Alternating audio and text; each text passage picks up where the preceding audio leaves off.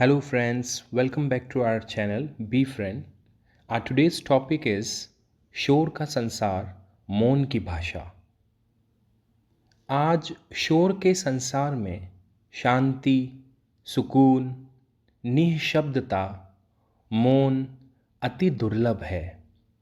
अदृश्य होकर भी शोर का अस्तित्व चहुं ओर बढ़ता ही जा रहा है। आज हम शोर से भरी हुई ऐसी दुनिया में जी रहे हैं, रह रहे हैं, जहां शोर अनियंत्रित, अप्रिय, अमानवीय, अशोभनीय, अमोघ, अचेतन, अंधा, अशिष्ट, अवांछित, असुविधाजनक है। अब संगीत भी शोर हो गया है। संगीत को सौम्य, सुमधुर, शीतल न रखकर शोर का सैलाब बना दिया है।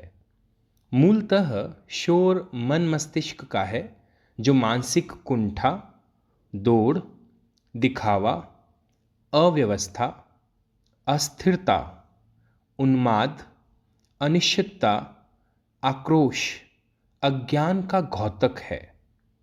बाहर तो उस आवेग, तरंग, चंचलता, घुटन की केवल अभिव्यक्ति, क्रियान्विति, उबाल है।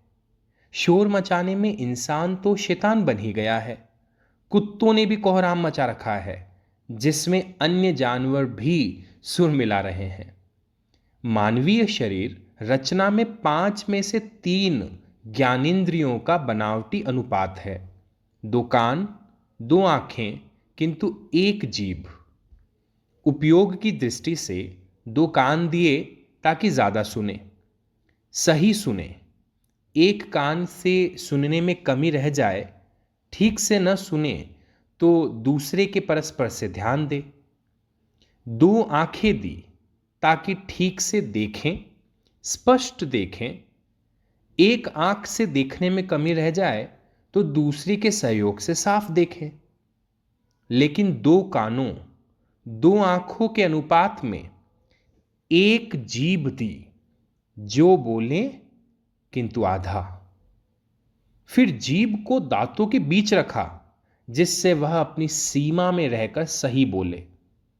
परंतु समस्त चराचर में मनुष्य ही एकमात्र ऐसा प्राणी है जिसने अपनी भाषा विकसित की, और भाषा भी ऐसी कि मनुष्य बोलने के कारण कष्ट पाता है और जानवर न बोलने से। मनुष्य बोलना तो सीख जाता है, लेकिन जीवन भर यह सीखता रहता है कि क्या बोलना है, कितना बोलना है, कब बोलना है, कैसे बोलना है। इन ज्ञानेंद्रियों के उपयोग के अनुपात में बिगाड़ ने ही मानव जीवन को नर्क बनाया है।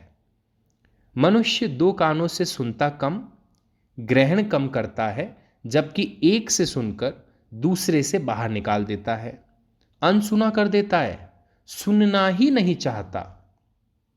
सुनने की उसकी विवशता है, क्योंकि कानों को ढकने या बंद करने जैसी कोई प्राकृतिक व्यवस्था नहीं है। ध्वनियां, अनचाहा शोर सुनना बेबसी है। कर्कश एवं अनर्गल को कानों में पड़ने से मनुष्य रोक तो नहीं पाता, किंतु उसकी तरफ ध्यान न देकर उनसे बचने का प्रयास करता है। मनुष्य के सुनने की क्षमता का स्तर 0 डेसिबल से 120-130 डेसिबल तक होता है। एक सामान्य व्यक्ति 0 डेसिबल तक की आवाज सुन सकता है, जो कि पेड़ों के पत्तों की सरसराहट के समान होती है। 80 डेसिबल से ऊपर ध्वनि हानिकारक है। 120 से 130 डेसिबल की ध्वनि तीव्र दर्द और तत्काल सुनने की क्षमता में हानि का कारण बन सकती है। सहन शक्ति से परे शोर से कानों के पर्दे फट सकते हैं, वह बहरे हो सकते हैं। लेकिन आंखों की व्यवस्था पृथक है। देखना न देखना मनुष्य पर निर्भर है, क्योंकि वह पलकों से आंखें बंद कर सकता है। आंखें केवल देखने का कार्य करती हैं, अच्छा या बुरा मस्तिष्क तय करता है। देखने के लिए आंखें व बाहर प्रकाश दोनों आवश्यक हैं। आंखें बहुत कम रोशनी से लेकर बहुत तेज रोशनी तक सहन कर सकती हैं, लेकिन सीधे सूरज की रोशनी या बहुत उज्जवल फ्लैश लाइट के नुकसान हो सकते हैं। दृष्टि क्षमता 20x20 होती है, यानी एक सामान्य व्यक्ति 20 फीट की दूरी तक देख सकता है। इसमें ऊंचाई, दृश्यता, स्वास्थ्य, आयु, अवरोध जैसे कारक प्रभावित करते हैं। मनुष्य की बोलने की क्षमता काफ़ी व्यापक है। सामान्य बातचीत लगभग 60 डेसिबल की होती है। फुसफुसाहट को मानव भाषण का सबसे कम डेसिबल स्तर माना जाता है, जो कि 20 से 30 डेसिबल के बीच होता है। दूसरी ओर एक मानव चीख 80 और 125 डेसिबल स्तर तक पहुंच सकती है। आज हम शोर के संसार में जी रहे हैं तथा यह अति हानिकारक होकर जानलेवा खतरा बनता जा रहा है।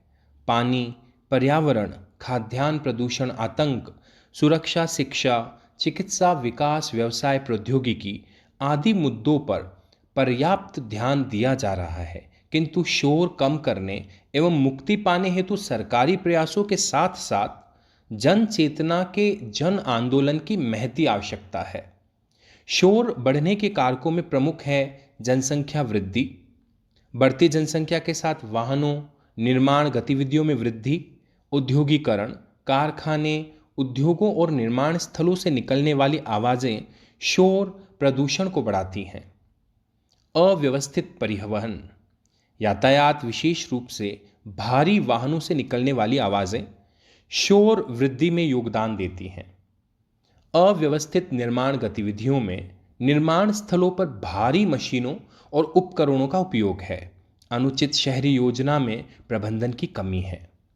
इनके अतिरिक्त व्यक्तिगत व्यवहार से बोध भी शोर के कारण है, यथा उच्च आवाज में संगीत बजाना, स्पीकर के माध्यम से बहुत तेज आवाज में भजन कीर्तन, संगीत, डीजे बजाना सरदर्द बढ़ा रहा है, जिसमें तेज आवाज में हेडफोन, टीवी, रेडियो आदि सुनना है। शोर से हानियां, इसमें श्रवण हानि होती है तथा सुनने की क्षमता कम हो जाती है।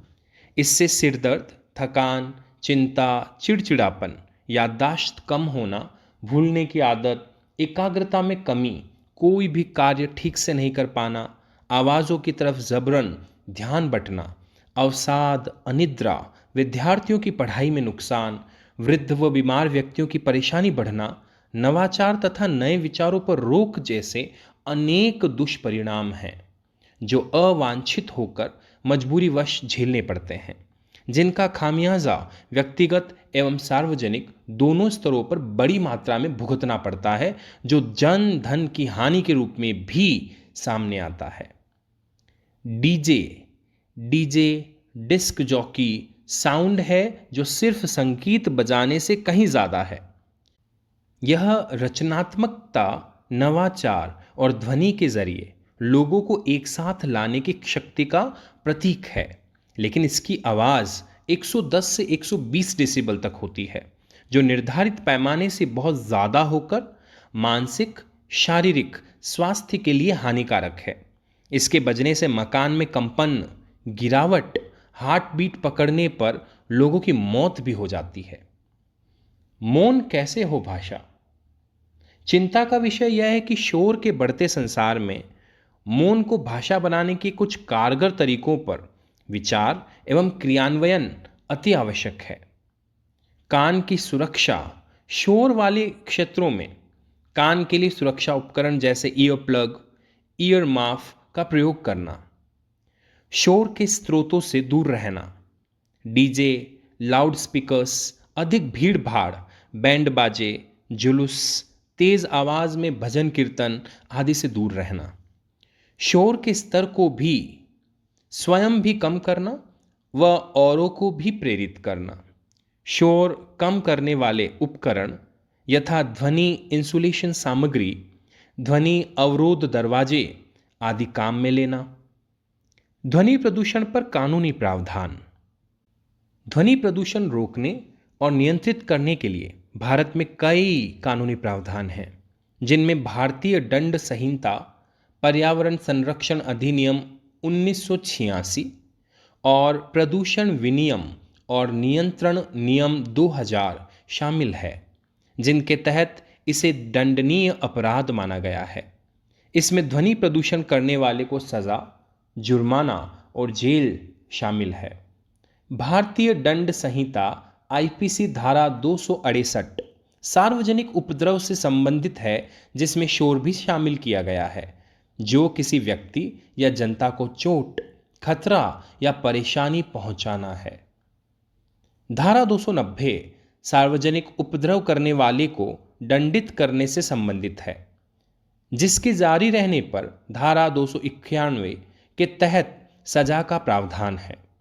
राज्य प्रदूषण नियंत्रण बोर्ड ध्वनि प्रदूषण मामलों पर कार्रवाई कर सकता है।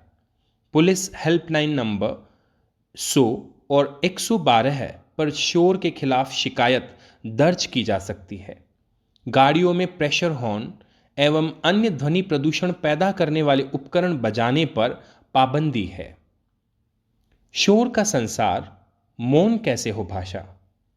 शोर मनुष्य को अनेक बीमारियां दे रही है, जिनमें सुनने की तांत्रिक शक्ति क्षतिग्रस्त होने से बहरापन, तनाव बढ़ने से उच्च रक्त हाई ब्लड प्रेशर, हृदय रोग, चिंता, अवसाद, थकान, तनाव, नींद की गुणवत्ता प्रभावित होने से अनिद्रा, सिर दर्द, पाचन संबंधी समस्याएं, अपच, श्वसन, उत्तेजना, बच्चों में भाषण व भाषा विकास में देरी, एकाग्रता में कमी आदि हैं।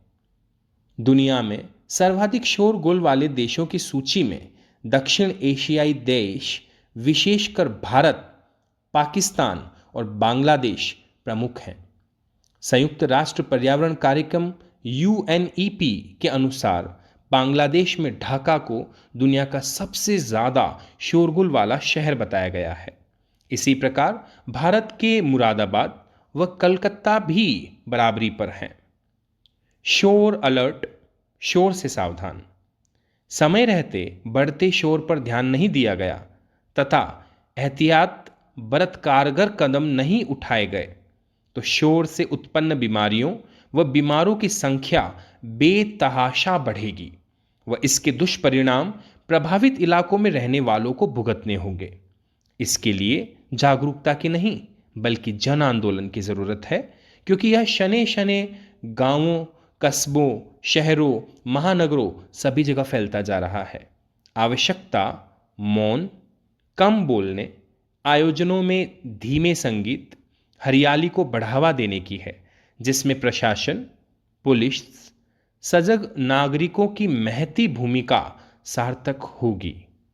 धन्यवाद।